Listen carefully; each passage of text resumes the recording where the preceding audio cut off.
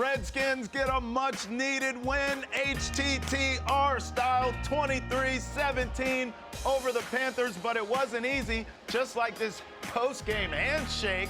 What's up with Cam? I mean, you just waving my boy J-No off, then you give him a little reluctant cold shoulder handshake.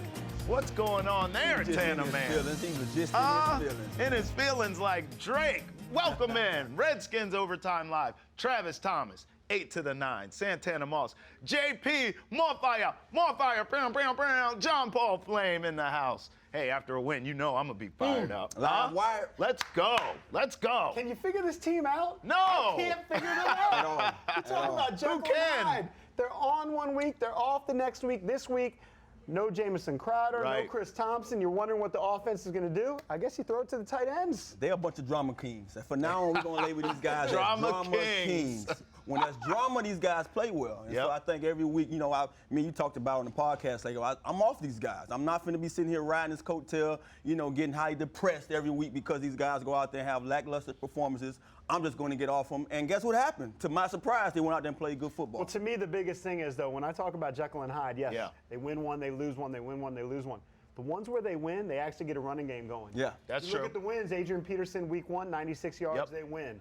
Week 3, Adrian Peterson, 120 yards, they get a win. Today, almost gets to 100 yards again, they get a win. They need a running game with Alex Smith. If it's just Alex Smith in the passing games, they're not going to win. Can't be successful. Hell, I would argue Peterson could have had more yards today. I thought they could have ran the football more, to be quite honest with you. But it's interesting, Tanner, you call them drama kings. Drama kings. Even what we came in the show on, what was going on with Cam and Josh Norman there? Cam didn't look like he was playing around. J-No was having fun with it. Cam looked a little salty. Well, we're used to that from Cam. Cam one of those guys, man. Cam is a player that he'll pout, right? When things is not going his way, he's going to be that powder. He's going to be heavily depressed. You're going to see him in his post-game interview. Here it is. Going to have his outfit on and you know, you name it. Now watch it. Look. He's acting like he don't see him, then he waves him off. Come on, Tanner. Well, we don't know what Josh Norman said. Yeah. Norman tweaked him there. So we don't know what was said, but what I'd say is they're both oddballs. It's just like they're that. both weird. Yeah, no doubt. We That's just true. heard from Josh Norman. I don't know what he said to D. Hall. And we were watching the interview. What did he say?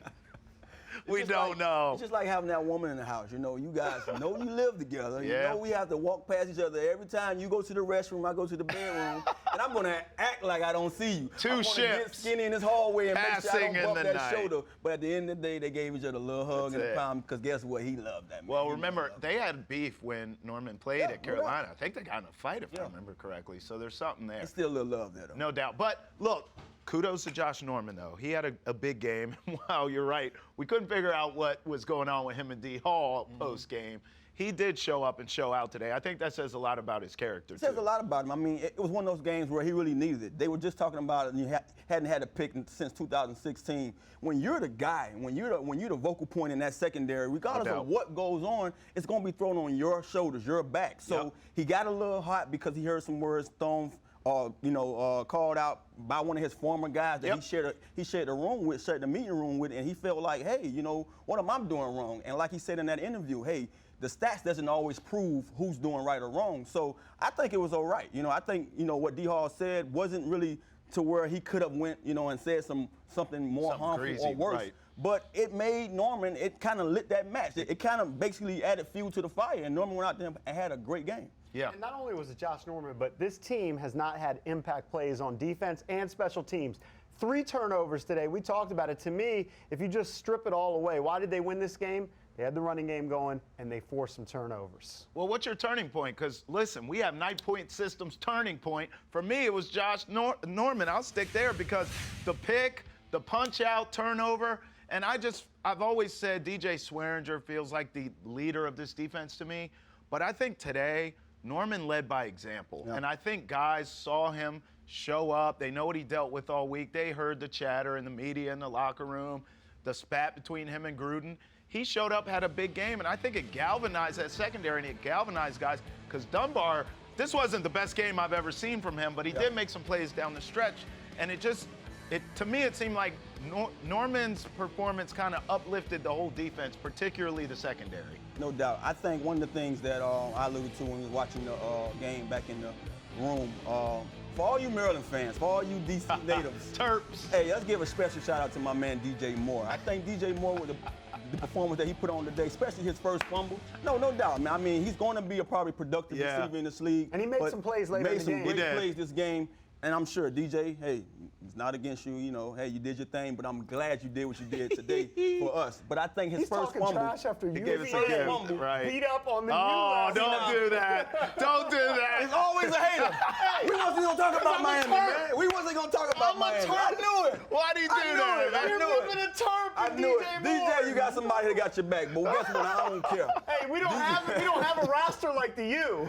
We don't have all these great alums and Hall of Famers and Santana Moss. We can't get through one night of this thing without JP giving me a little bit of that. Man. Is it haters defending? He defended him. You're a little salty. You're a little and the salty. Terps handle business against No Rutgers. doubt, but the turning point, get back to my turning point before he interrupted me. But I think DJ Moore fumbled the first fumble, kind of built the morale up around the whole entire team, defensively and offensively. Offense went out there and struck gold, boom, touchdown to Vernon Davis. So I think that lifted those guys up, and from there it was like a domino effect. You saw the plays being made, from Norman again twice on the pick and the fumble. So that was my turning point, that first fumble by DJ Moore. Definitely a huge play. I'll go to later in the game. 8 minutes are left. Carolina puts together a drive close to within a field goal. Redskins get the ball back with about 8.5 minutes left. Put together a 10-play drive. You would like it to see it end in a touchdown. It ends in a field goal, but that field goal is the difference because Carolina at the end of the game has to score a touchdown. They were in field goal position, so that 10-play drive was nice by the Redskins. That's true, and we were saying before that play, we were like, they just have to score something. Touchdown would be great, but you better get a field goal out of that drive, and they were able to. You're right. All right, let's go thumbs up, thumbs down. I'm sticking with Norman. You guys know that. Who's your thumbs up? We'll go there first. My thumbs up is what JP talked about earlier.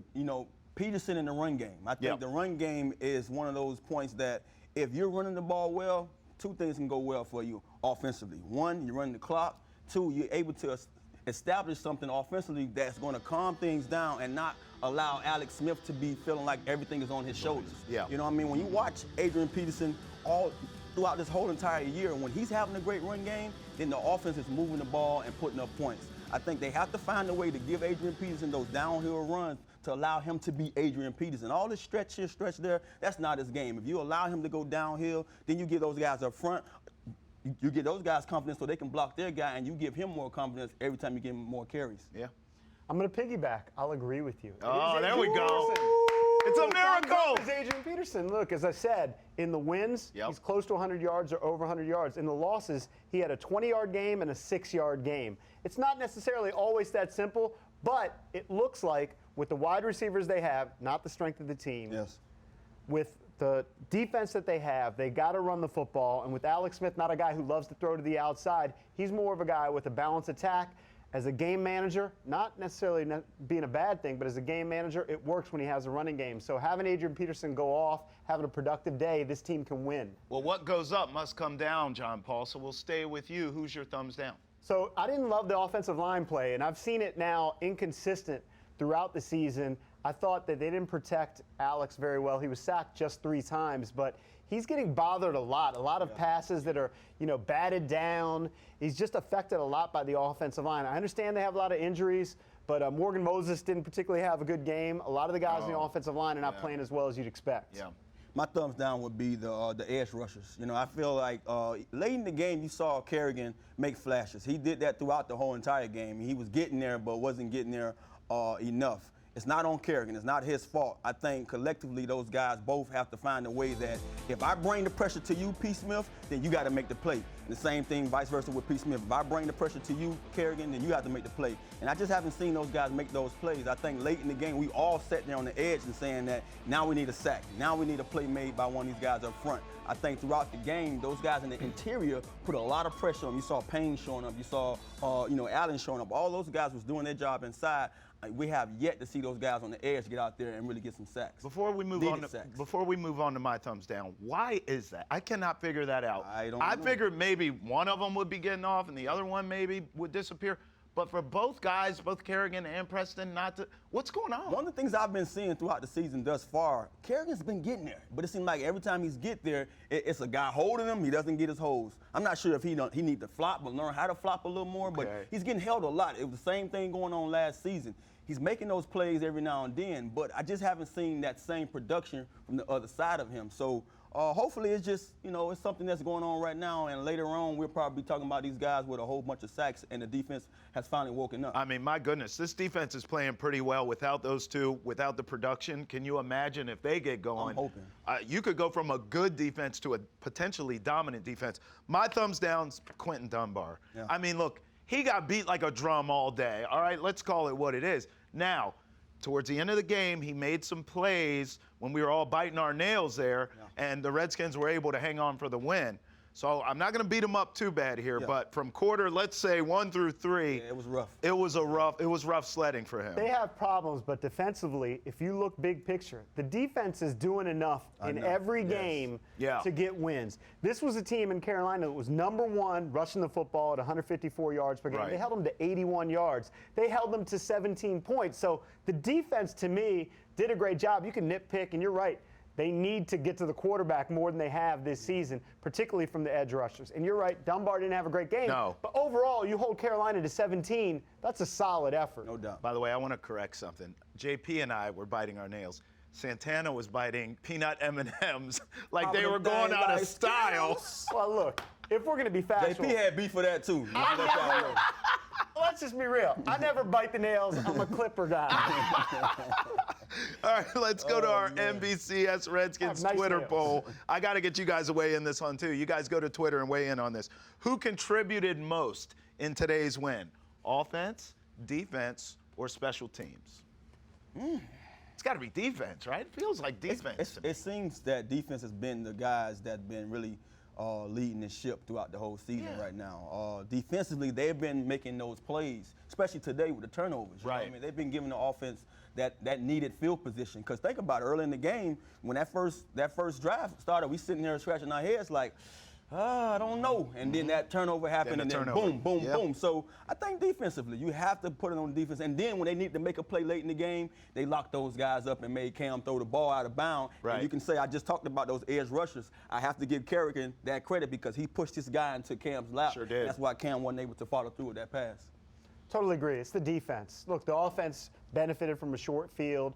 Again, one thing that gets me nervous, if you're rooting for the Redskins, you have to be nervous at the lack of offensive production in the second half. Yes. They're scoring in the first half in these games. In the second half, it's field goal city, and that's it. Yeah. Some of that's play calling too, though, JP, because you get conservative all of a sudden, where maybe in the first half you're a little more aggressive. I think I would vote defense on this poll, but I want to give a shout out to my boy Dustin Hopkins. All week we hear about Graham Gano this, Graham Gano that. Well, we have a field goal kicker here too, and his name's Dustin Hopkins, baby. Let's go. He gave me like 14 points on my fantasy. You're damn right he did. Hey, go to NBCS Redskins Twitter and get in on that poll. When we come back, JP Finley live at FedEx. We'll talk to him about today's big win, 23-17 over the Panthers.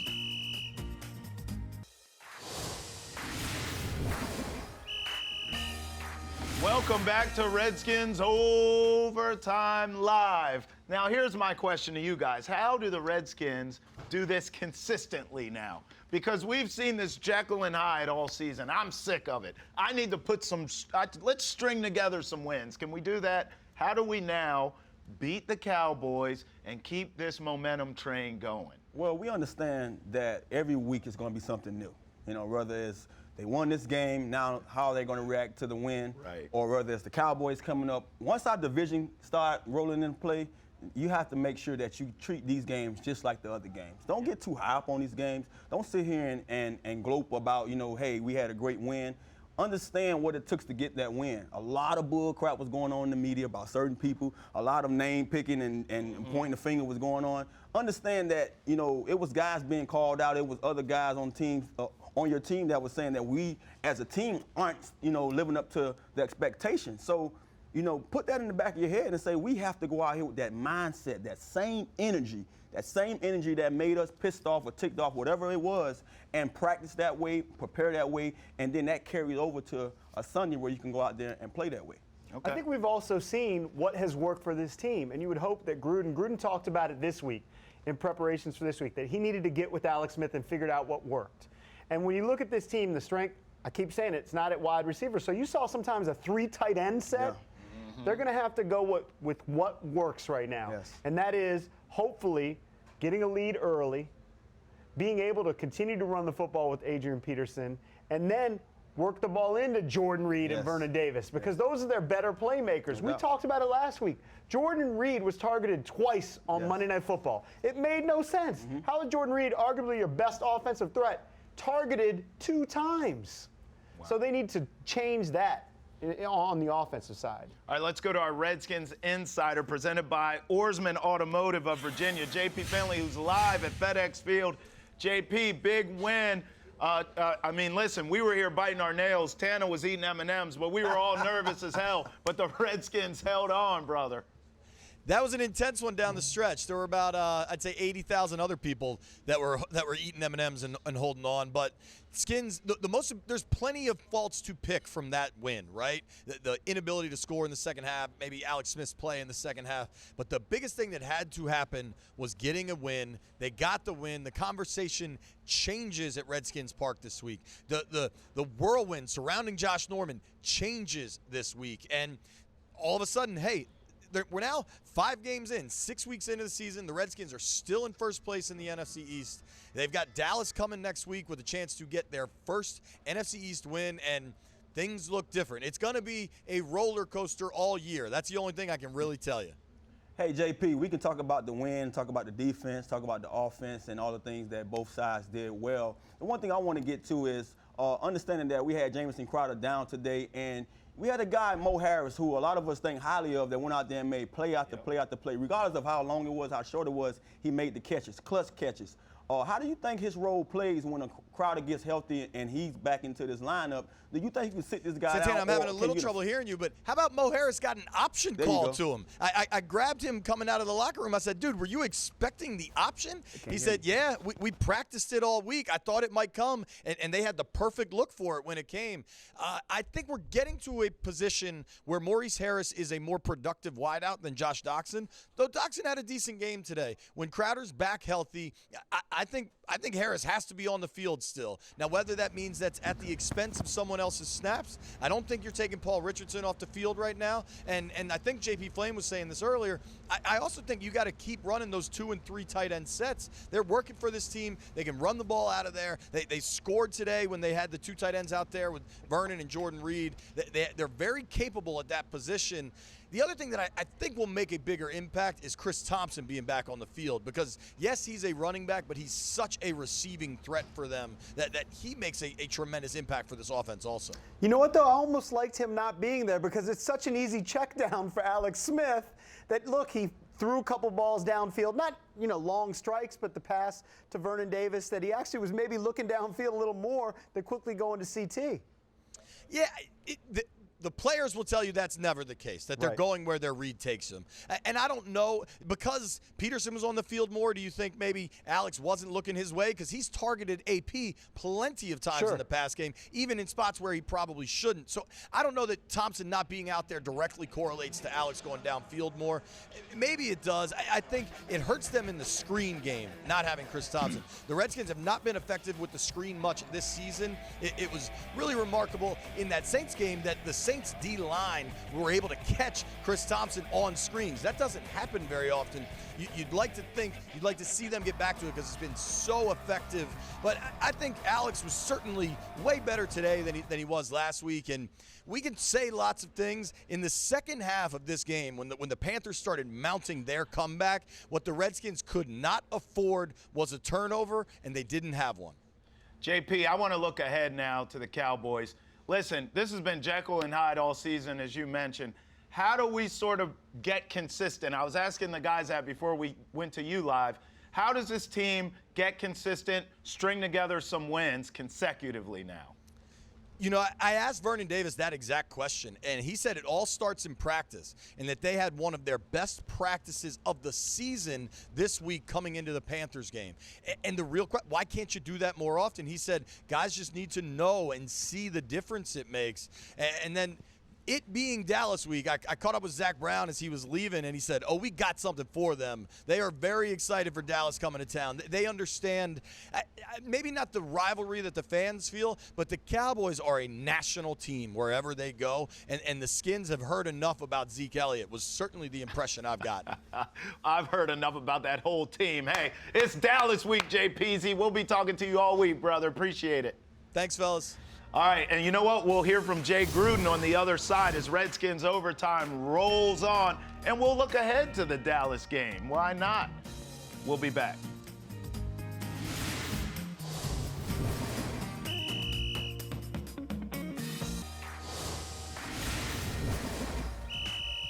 We had a pretty good plan. We had some good hits. We spread them out a little bit. It wasn't the tight, condensed, power-type plays. It was more of the spread out, get Kuechly and try to get them out in space a little bit more and run away from them and, get our linemen up on safeties and try to do a good job in that. Let our running backs cut the defense. We had a couple good hits in that regard. We had some down pull plays that were pretty good. We pinned the lineman and pulled our lineman. Sheriff is unbelievable at that. And so we had some good hits. Our backs were very good. Adrian, I can't say enough about what he did today as far as him playing through the pain, the shoulder, the knee.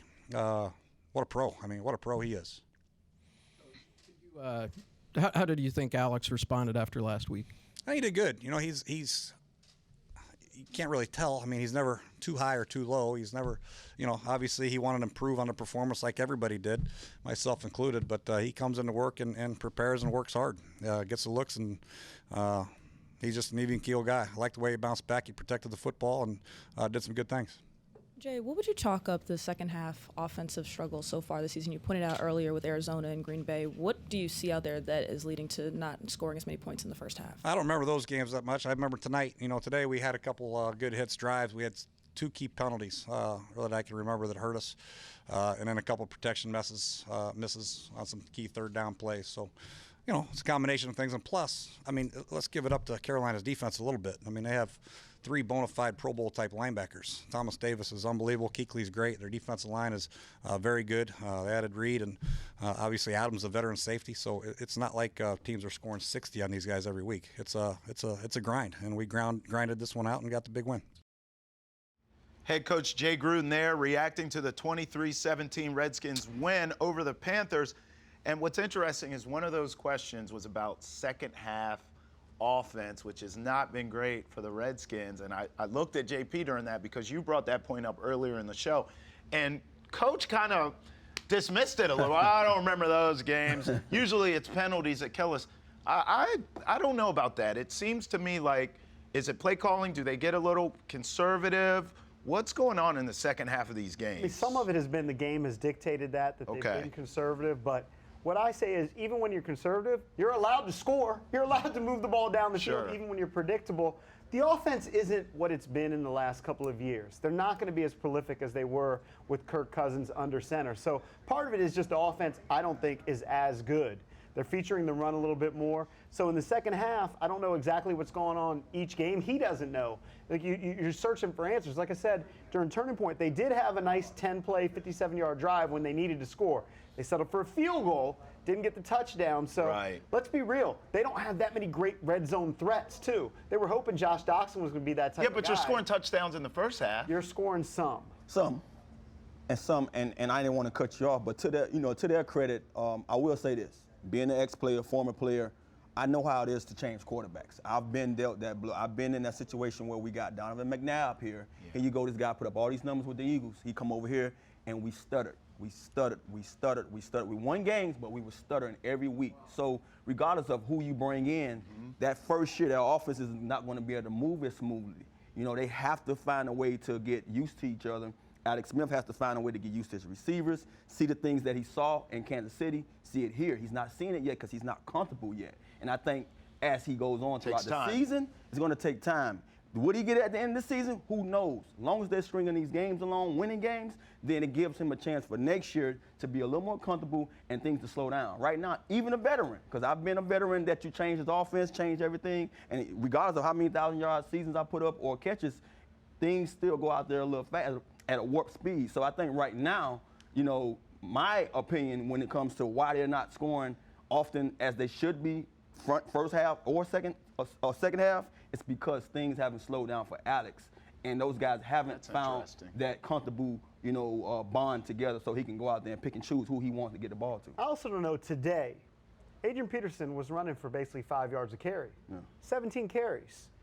Maybe because he's injured and Gruden doesn't want to give him the ball that much. But I felt like late in the game, they went they away were from running him. very successfully, but Yeah. weren't feeding him the rock over and over and over again.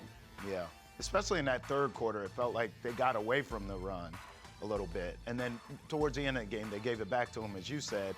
But we saw more Bibbs. We even saw some P. Ryan in there. But some of that, look, you heard Gruden say there, the knee, the shoulder. AP is banged up. He is older, right? He's a little longer in the tooth. You don't want to run him into the ground. And look, they may not end up this way. I believe in Jay Gruden. He gets guys open. He's able to scheme guys open. You saw that on the Vernon Davis touchdown. But entering today's game, and I'm guessing probably after today, they're still in the bottom half of the league in terms of overall offense. That's not typical of the Redskins the last few years. They usually have a top half ranked offense. So, yes, we're seeing maybe more problems in the second half, but as Tanner was saying, they're not scoring a ton of touchdowns in the first half either. No doubt. Yeah. Hey, listen, some of these Redskins players were lost, but now they're found. Or are they? We'll discuss as Redskins overtime rolls on. Things that make it go, And let's give a little shout out to the fans out there today at FedEx, helping our Redskins get her done. Redskins overtime. We'll be back.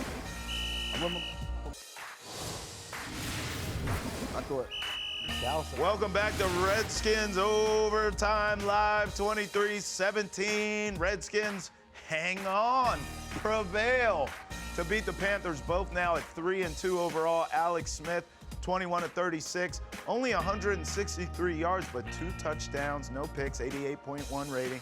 How about Josh Norman getting involved, 5 tackles, an INT, and a forced fumble. Cam from the pocket looked pretty good today, 275, but Redskins contained him. So it all started with this. How about this? D. Hall saying, that's what I'm talking about. If I need to be the bad guy for you to ball out, damn it, I'll be the bad guy. Keep it up. This is in response to Josh Norman, who was in his feelings that D. Hall called him out this week. But after the game, everything was all good. I said something along the lines of, I added you, and I was like, Josh, way to ball out. If I need to be the bad guy to get that kind of performance out of you every Sunday, bro, I will be the bad guy. So tell me what you think. Tell me what's on your mind. Come on, you over here quiet, man. Are y'all friends now? Talk to me. It's not, man. It's all good. I truly, that's what it is, you know? I see. It's all a part of the, it's part of the job description. Absolutely. I understand that. I mean, you got to come in some kind of way. Got to get on and say something. So therefore, we hear it though. We hear it. I'd rather read conversation coming from you than having me on the phone having that conversation. But I get it. We all part of the, the media aspect. And like I said, I respect the hell out of you. Well, Jay, let me defend myself a little bit. Now, I didn't come out and say, sit Josh Norman down, he's not playing great. Yeah. I didn't say that. What I said was, someone asked me, hey, he got benched. What do you think? Well, hey, Josh got to make some more plays. Right or wrong, I think he's kind of doing a little bit of other things instead of really focusing in on this. And you said, well, nah, this is me. And I didn't have no problem with that. I didn't agree, but we don't have to agree. Right. You know what I mean? That's what makes for healthy conversation. I'm not going to always agree with you. You're not going to agree with me. Right. You think I was wrong. I thought maybe you were wrong. And so I'm man enough to say, hey, bro, you balled out. Keep doing your thing. Because you keep doing that, and we're going to win a lot of football games. Because those guys follow you. Whether you know it or not, they follow you. Yeah. So Yeah, when man. you balling, they're balling. Right. And in turn, we're balling. Yeah, right. We had a great game. We had a great outing. But, some things that go on in the field is not a statistic thing in what we do. You should know that. Oh, yeah. But it's at the end of the day, all those guys, they rally behind us, and they all for us no matter what happens. It's all 11 guys. It's not one guy, Really understanding this, not one guy that makes this thing go. It's all 11 guys, and it just seems as if, everything, if something happens, is always, it's gonna be us. And I take that, and I really do. I take it on the chin, and I hold my head high, and I carry myself as such. And I don't really look at it as anything that, you did out of the confines of you. Trust me, there's a lot of stuff going on this weekend. It just wasn't that fact. It's just, you know, God has raised us for times as these, like I said before, and we just got to be man enough to accept that challenge and go carry on and go forth. Two observations there. One, it's easy to see how D. Hall was a leader of that defense for so long. Yeah. He's very poignant. He's very clear on when he says something. And they had a disagreement there, but yeah, he was very honest and forthright, and I like that about D. Hall. Second thing is, Norman cut the bill off of that Redskins hat. That's the weirdest thing I think I've ever seen in my life. But watching that with you, it was interesting to hear some of your ad-libs during that interview because D. Hall would make his point, and you go, mm-hmm. And then Josh Norman would make some points, and you would say, yeah, that's true. Particularly when he said it's not just the one guy, it's 11 guys, and it's not all statistics. Yeah. You agreed with that specifically. What was the point Norman was making there that you agreed with? Well, I agree with the point because, first of all, I truly agree with what D. Hall said because it was his opinion. You know, he didn't say that this is what I know that Norman is doing. He said, well, maybe he's doing, because we see him everywhere. Mm-hmm. Maybe that's what he's caught up in, and that's why his play hasn't added up. And when Josh said, hey, you know, everything that I'm doing statistic-wise doesn't really show that, you know, he was right about that because if you watch last game and you look at who their guy was, Michael Thomas, right? Michael Thomas didn't catch a pass on Josh Norman. Yeah. He defended this guy well. He was on this guy, he real aggressive to him. He played pretty decent. But it was at times when it was in the host of all them communicating together on certain plays, right, here and there, he, you know, was misled by what he saw pre-snap and blew a coverage here and there. Yeah, that guy who he was supposed to stick, quarter pass, made a touchdown, and we put everything on Josh Norman. So basically he was saying is that, you know, it's times when I go out there and lock this guy or that guy down, or they don't even throw my way, it's never gets said. But as soon as I go out there and blow a coverage, now it's all on me. And that's why I said you're right about that, because I've been in those shoes as a receiver. You might say, hey, well, this guy here hasn't did nothing tonight. Right. And we've heard that plenty of times, me and him sitting here talking about Josh Dawson. Only thrown 2-3 times, he caught one ball. But you have to look at the big picture of it. The big picture might be, I have a cloud coverage, they're not going my way. Or I have a guy beating me up and they throw the ball to me, it's a hard, you know, play for me to make. You know, certain things like that, you see it so quick, you see it on TV, you see it live, and you say, well, he's laying the egg. No, when you look at the big picture of it, it might be impossible for me to make that play, and that's what I thought that Josh was getting to. Now that you've heard it twice, do you understand what Josh Norman was saying the second time around? A little bit. He was still a little mummy. He's still odd. Yeah. But here's the thing. Cool. D'Angelo Hall came on the Junkie Show. Yeah. I've heard of that show. Clarified and he said that he was Hollywood. You're right. Okay, that maybe he was more into the Hollywood in preparation.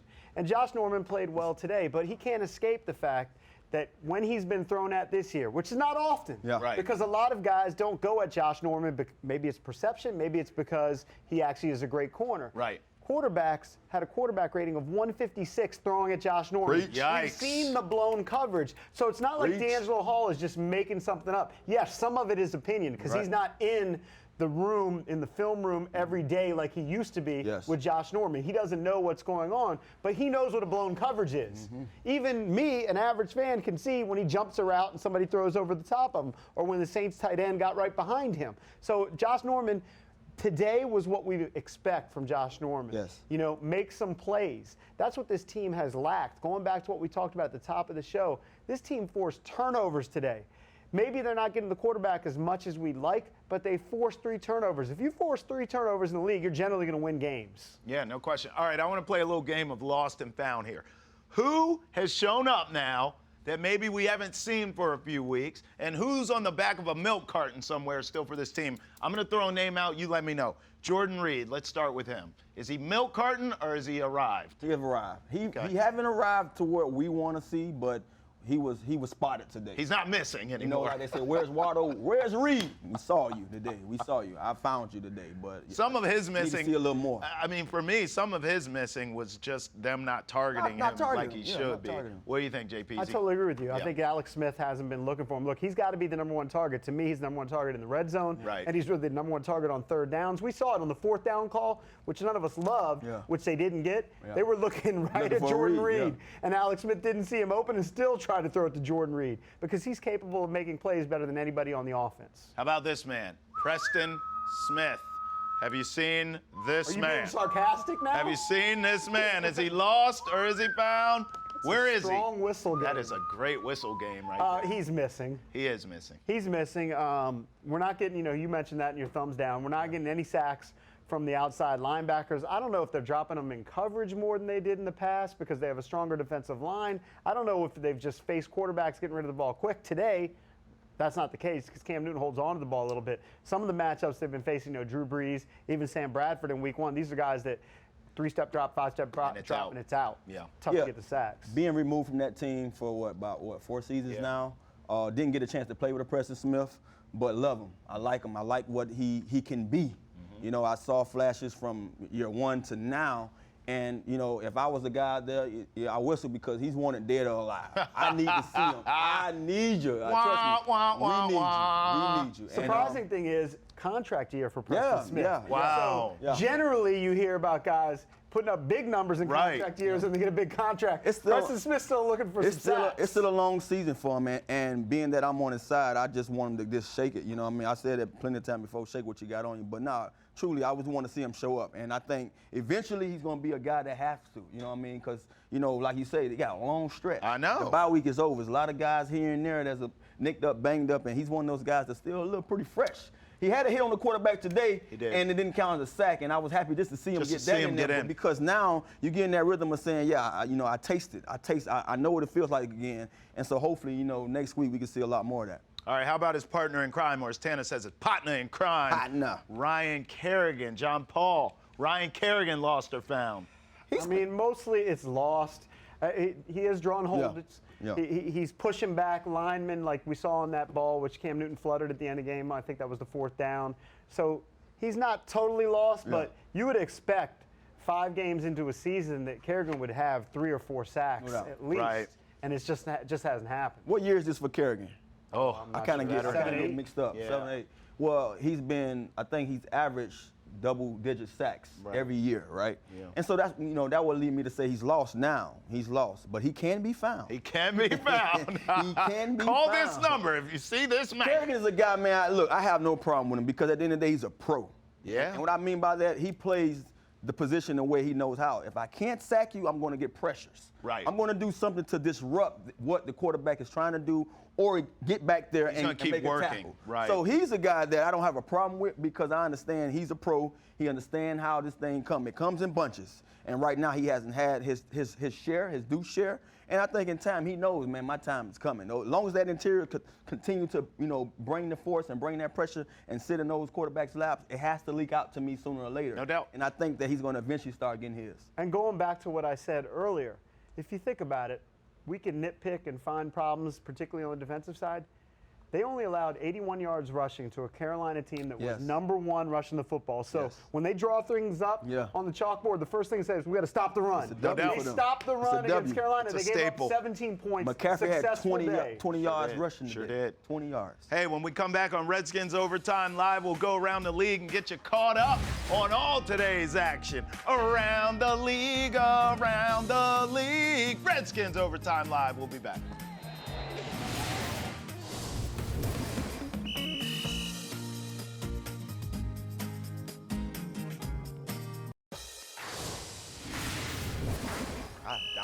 Welcome back to Redskins Overtime Live. We're going to go around the league and talk about some impactful games in the NFL from earlier today. For me, I liked that Steelers-Bengals game because I had a little action on the Steelers, and I needed that because I've had a bad weekend. But the Steelers came through for me. As always, Big Ben Roethlisberger in the clutch got it done. So I love that game. Dolphins beat the Bears. Falcons beat the Bucks. We saw both of the ends of those games. Which one stood out to you guys? Well, you know what? Going to that Steelers game, this is what I thought, and this is probably a very stupid way to look at it. Can you see the Bengals being a 5-1 team? No. So the Bengals had it, but you see the Steelers, you can't see them dropping under 500. So Big Ben got it done. Surprise pass there to Antonio Brown, where I'm sure the Bengals just thought they were lining up for a field goal. So big win for them to get 3-2-1.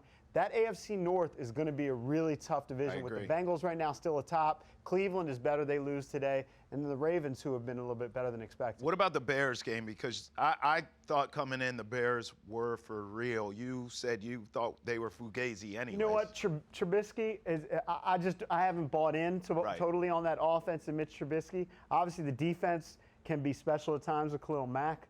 But we'll see. It's kind of the same deal. Could you see the Bears going 4-1? Well, here's the thing. That team has to learn how to win on the road. I think they're still trying to figure it out. They're a young team. They're not used to prosperity.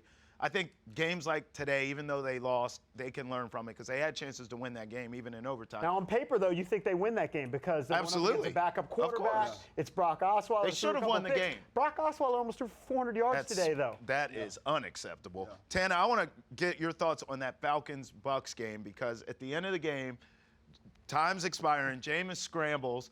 He does the lateral move, right? 2 or 3 guys get it. Mike Evans laterals it to D-Jax. Who, if he could have scooped and ran, that's a touchdown, couldn't handle it, and you saw the frustration from D-Jax, and you said, if he gets that ball, that's a touchdown. It was a touchdown, but I can see the frustration because I understood that D-Jax thought he was feeling like, man, I didn't even know we was going to do this play, you know? Like, he was pissed off because he's like, man, this is some made-up junk going on, and then it wasn't, given to him the right way. Right. So, but we talked about this earlier in the week, and I said I didn't see them guys winning because I just felt like, Winston is not going to be the guy that finds you when he needs to in critical situations. At times he gives the ball away, or at times he don't make the right decision with the ball. So they have a pretty good team. This year, even with having the backup in there, we talked about Fitz and all the things that he was doing early in the season. Yeah. Fitzpatrick played well enough to show that these guys really have played, great on both sides of the ball. So it's going to be interesting down the stretch to see if Jameis can pull together a few wins like Fitz did. No doubt. Color me not surprised. Deshaun Jackson frustrated at the end of the game. We've seen that before. Coming up on Redskins Overtime Live, who better than to talk about the loser Cowboys than the Cowboy killer himself, Santana Moss, huh? Yes, you, 8 to the 9. Redskins Overtime Live. We'll be back. You don't say.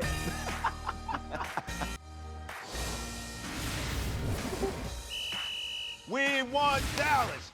We want Dallas. We want Dallas. Dallas week, boys. Prediction time. I say Redskins 100, Cowboys 0, baby.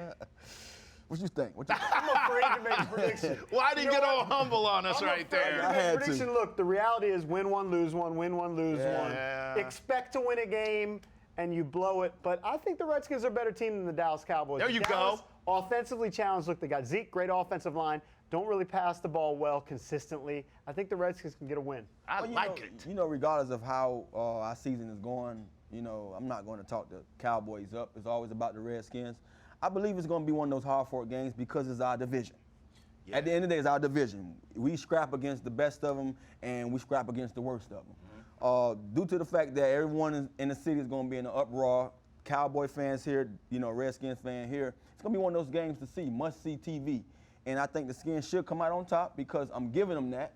But it's one of those weeks. We riding high right now. Yeah. Not sure how, hey, Coach, this week in practice. Listen to him. Continue whatever you went through last week. I don't care if it was calling somebody out their name, talking about their mama. Do that, please. Ripping off headphones, please whatever it takes. That. Rip the headphones off. Let them know they can't have no breaks. Be hard on those guys because we need a great performance. Take their video games away. Hey, do you have any eligibility left where you could play for the Skins against just next week? I'm in shape, baby. Can you suit up for next week? I know the man down who win that number. Let me go on hold and win a game. Let's go. Heavyweight fight against the Cowboys next Sunday afternoon. Let's go, Redskins. Travis Thomas, JP, Santana, Redskins Overtime Live. Peace. Booyah.